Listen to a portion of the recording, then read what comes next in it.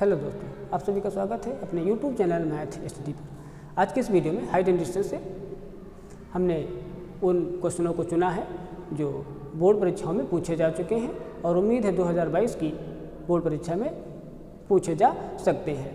Height and distance के क्वेश्चनों को हल करने के लिए उनके फिगर को समझना बहुत ही आवश्यक है। यदि फिगर समझ में आ गया तो क्वेश्चन बहुत ही आसानी के साथ हल हो जाएगा। तो हमने यहाँ पर क्वेश्चन लिया है कि एक मकान के आधार से एक मीनार की चोटी का उन्नयन कोण 60 अंश है और मकान के शीर्ष से उसी मीनार की चोटी का उन्नयन कोण 45 अंश है, जहाँ पर मकान और मीनार दोनों के बीच की दूरी 30 मीटर है। तो मकान और मीनार की ऊंचाई ज्ञात कीजिए। तो आइए इस क्वेश्चन का फिगर बनाते हैं और क्वेश्चन को समझने के लिए देखते रहें वीडियो के अंत तक। सबसे पहले कहा है कि एक मकान से एक मीनार की चोटी का उन्नयन कोण। तो एक मकान बना लेते हैं और एक मीनार बना लेते हैं। तो मकान से मीनार ऊंची होती है, इसलिए मीनार को ऊंचा और मकान को थोड़ा छोटा बनाएंगे। तो ये यहाँ पर देख लेते हैं, ये हमारी एक मीनार हो गई और ये हमारा एक मकान हो गया। अब क्वेश्चन में कहा है कि मकान और मीनार इन दोनों के बीच की दूरी कितनी है? 30 मीटर है। तो दोनों के बीच की दूरी हम ले लेते हैं, ये ले लिया। दोनों के बीच की दूरी कहाँ है? 30 मीटर है, 30 मीटर हो गया। मकान की ऊंचाई कुछ मान लेते हैं, नाम दे देते हैं, मकान ये भी हो गया। मीनार को हमने PQ का नाम दे दिया। अब कहता है कि मकान के आधार से, मकान का ये आधार रहा, मकान के आधार से मीनार की जो चोटी है उसका उन्नयन कोण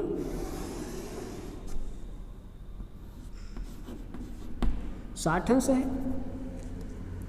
फिर कहता है कि मकान के शीर्ष से मीनार की चोटी का उन्नयन कोण 45 अंश है। ये 45 अंश कर दिया। अब यहाँ पर देखेंगे जो BQ है इसका कुछ नाम देते हैं, PQ, इसको R भी देते हैं। BQ जो है वो AR के बराबर होगी, अर्थात यह 30 मीटर है तो ये भी हमारी 30 मीटर होगी। मकान की ऊंचाई H मान लेते हैं। तो माना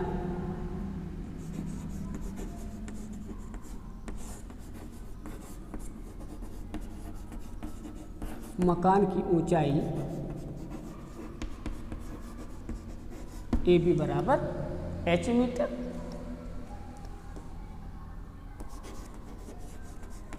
तथा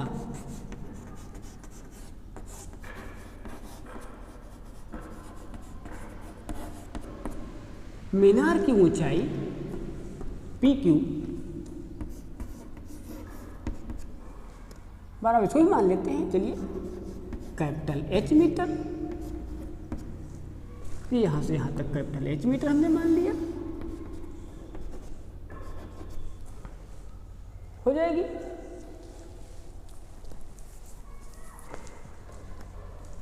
तो ये हमारी हो गई H meter, capital H meter, मीनार की ऊंचाई और मकान की ऊंचाई स्मॉल H मीटर। जहाँ पर देखेंगे AB जो है वह QR के बराबर होगी। अगर AH है तो ये भी हमारा इतना कितना हो जाएगा? ये भी हमारा H मीटर हो जाएगा। अब जब यहाँ से यहाँ तक H मीटर है तो ये कितना हो जाएगा? पूरे से H से स्मॉल h निकाल देंगे तो यह दूरी कितनी हो जाएगी? यह दूरी हो जाएगी capital H minus small h metre. लिख लें। यहाँ पर हमें AB H मीटर है तो यहाँ से QR जो है वो AB के बराबर होगा, ये भी H मीटर हो जाएगा। फिर PR कितना होगा? PR हो जाएगा capital H minus small h metre. बात समझ आई? यानी ये कुल ऊंचाई H मीटर, ये इतनी ऊंचाई इस मकान के बराबर होगी, मीनार से कट गया। तो पूरी ऊंचाई से ये h घटा दिया तो यहाँ से क्या बचेगा, h माइनस h। अब हम लगाते हैं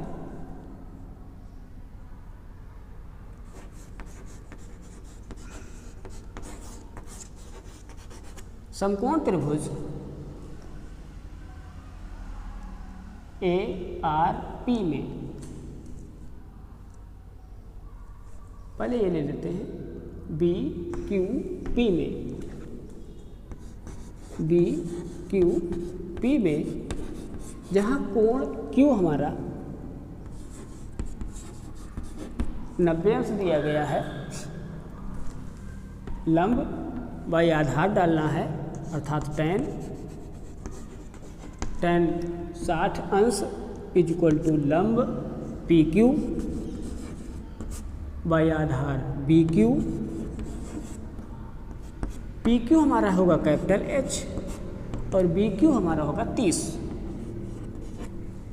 tan 60 का मान √3 क्रॉस गुणा कैपिटल H इक्वल टू 30 √3 का मान डालते हैं 1.732 क्रॉस गुणा कराते हैं 3 दूनी 6, 3 3 का 9, 3 से 21, 3 1 के 3, 2 5, 1 2 3 के बाद दशमलव, यहाँ से हो जाएगा 51.96 मीटर। यह हमें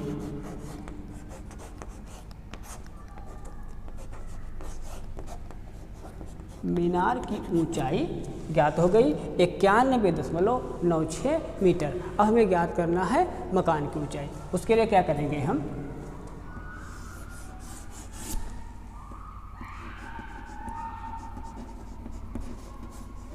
समकोण त्रिभुज ARP में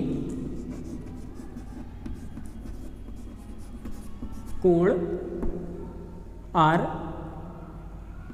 इक्वल टू 90 डिग्री, यहाँ से लेंगे हम tan लंब बटा आधार, tan 45 लंब यहाँ से हमारा PR अपान आधार AR, tan 45 का मान यहाँ से हो जाएगा 1 PR, क्या लिखेंगे, capital H minus small h, capital H minus small h अपान AR का मान हमें पता है 30। यहाँ से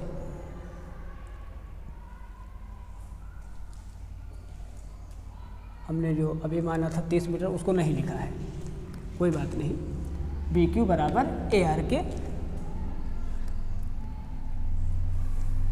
BQ बराबर AR के हमने यहाँ फिगर में लिख दिया है, इधर क्वेश्चन में नहीं लिखा था।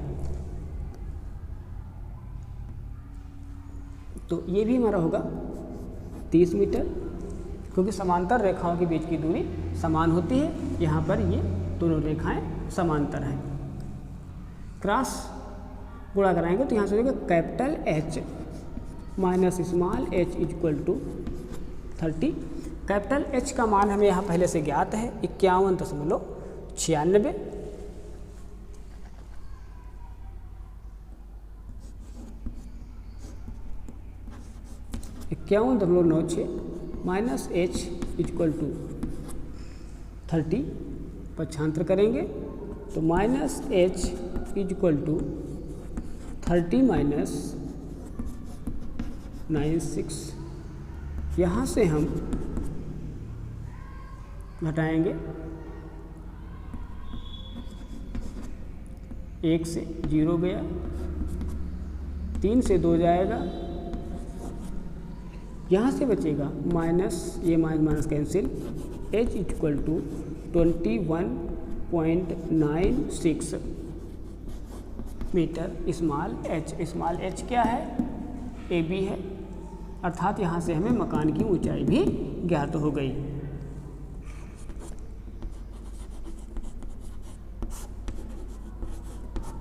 मकान की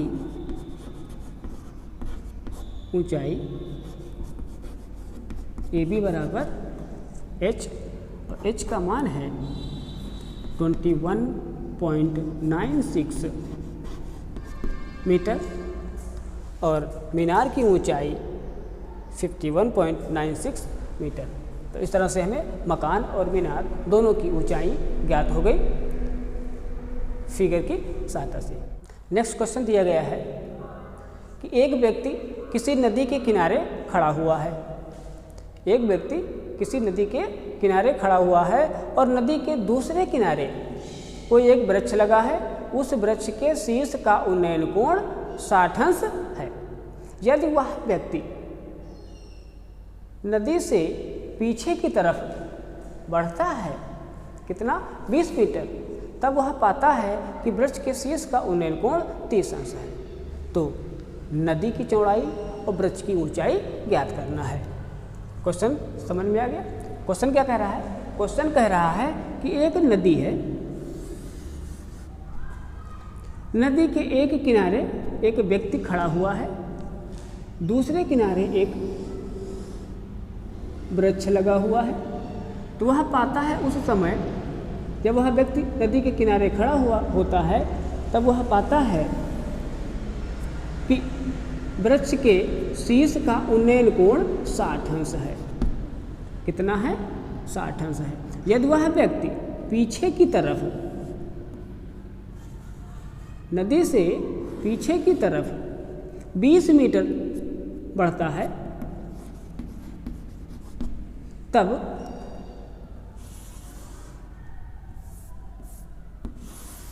वह उस पेड़ के शीर्ष का उन्नयन कोण 30 अंश पाता है। तो कहता है कि नदी की चौड़ाई और वृक्ष की ऊंचाई ज्ञात कीजिए। क्वेश्चन में यह कहा गया है,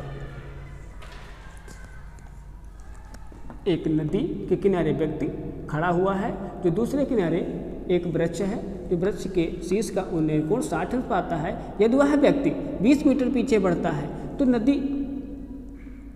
के इस किनारे से जहाँ व्यक्ति 20 मीटर पीछे बढ़ता है, उस वृक्ष के शीर्ष का उन्नयन कोण 30 अंश हो जाता है। तो वृक्ष की ऊंचाई और नदी की चौड़ाई ज्ञात कीजिए। तो मान लीजिए नदी ए बी सी और इसको डी मान लिया। मान लेते हैं यहाँ पर, माना पेड़ की ऊंचाई BC बराबर h मीटर तथा नदी की चौड़ाई AB बराबर x मीटर, जहाँ पर ये हमें AD पता है 20 मीटर, कोण D 30 अंश तथा ये मान A हो गया। ये कोण A 60 अंश। सर्वप्रथम समकोण त्रिभुज ABC लेंगे। यहाँ पर क्या करते हैं, समकोण त्रिभुज ABC में कोण B देखेंगे, वह 90 डिग्री है। उसके पिछले वीडियो में बताए थे कि ऊंचाई दूरी के सभी प्रश्नों में समकोण त्रिभुज के माध्यम से ही हल किया जा सकता है। अगर समकोण त्रिभुज नहीं है तो उसे बनाना पड़ेगा। तो यहाँ से हम लंबाई आधार लेंगे, tan 60 अंश लंब यहाँ से हो जाएगा BC और आधार हो जाएगा ए बी। बी सी को हम माने हैं एच और ए बी है एक्स, tan 60 का मान √3। क्रॉस गुणा कराएंगे यहाँ से, ये हो जाएगा h इक्वल टू एक्स √3। तो इसको फर्स्ट मान लेते हैं। अब क्या करेंगे, अब लगाते हैं समकोण त्रिभुज DBC में कोण B इक्वल टू 90 डिग्री। यहाँ से हम लेंगे tan 30 अंश, लंब हमारा वही रहेगा BC, लंब BC। आधार दो भागों में टूटेगा, AD धन AB, AD धन AB। tan 30 का मान हो जाएगा 1/√3। BC का मान h, AD का मान ज्ञात है 20 मीटर और AB का मान x।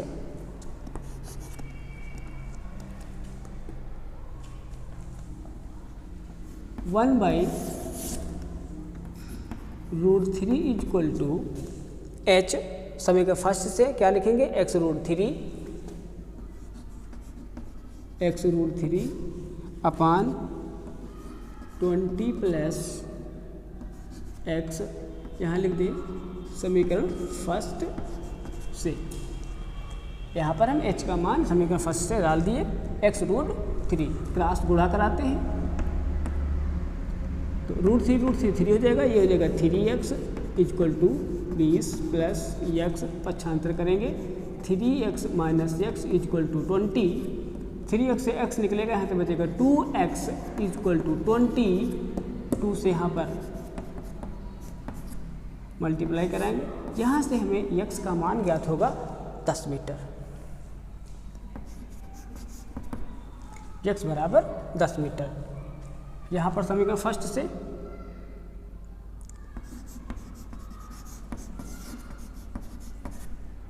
h equal to x √3, यहाँ पर x का मान है 10 √3 का मान डाल दें 1.732 यानी 173.1732 मीटर। यहाँ से हमें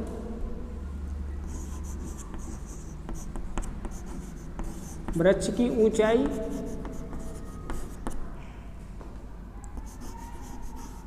AB बराबर h अर्थात 17.32 मीटर और नदी की चौड़ाई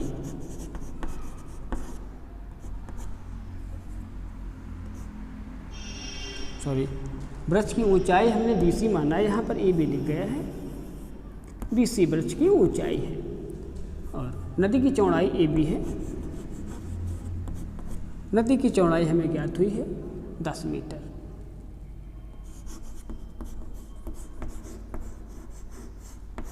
और इस तरह से भी क्वेश्चन में हमें नदी की चौड़ाई और वृक्ष की ऊंचाई ज्ञात हुई। देखते हैं नेक्स्ट क्वेश्चन जो बोर्ड पर दिया गया है, इसे हम आप लोगों के लिए होमवर्क के रूप में छोड़ रहे हैं। इसका स्क्रीनशॉट ले सकते हैं या वीडियो को रोक करके लिख लें और कुछ नए टॉपिक के साथ मिलते हैं नए वीडियो में। तब तक के लिए जय हिंद, जय भारत।